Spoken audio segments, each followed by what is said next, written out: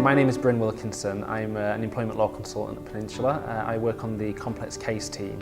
So I deal with TUPEs, redundancies, complex grievances on a day-to-day basis. An employment contract is a legally binding document between the employer and the employee.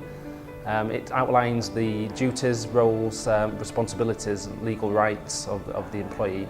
It's there so both parties know exactly what they can and they can't do. I would advise against using the same contract for every member of staff. So you'll have a number of different positions in the business which your employees carry out. Each one of those positions will have specific roles and responsibilities, therefore their contracts should reflect that. There may be certain terms that you will reuse in every person's contract, that being the disciplinary and grievance procedures, but generally you'll find that the contracts are different, and they're the differences of what we would use to defend a tribunal claim. The company handbook can form part of the employee contract, but it has to state in the contract that that's the case. There are other areas as well which are part of the employee contract, that being the job description and any implied terms, things what happen in the workplace but aren't necessarily written down, but are generally the rules.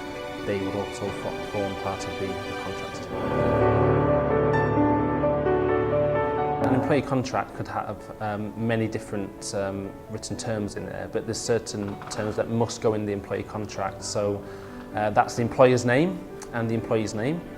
We'd have the start date and the job title, the salary or wage, also the hours of work, the annual leave will be in there, the disciplinary and grievance procedures, and finally the notice period for the employee and the employer would be in the contract. The things you don't have to put in there are the obvious things, such as you should not steal from your employer or you shouldn't discriminate against another employee. So an example of that would be if you had an employee working in a restaurant, if they started helping themselves to food, then that would be stealing. So you don't have to put that in the contract, and you could dismiss someone even though it's not in the contract. The employment contract needs to be issued to any member of staff who has been working for over a month.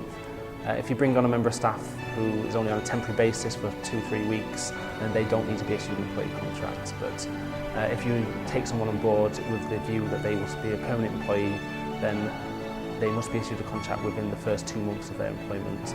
It's just a case of issuing the contract to them, getting them to read it, giving them a few days, and then they can sign 2 versions.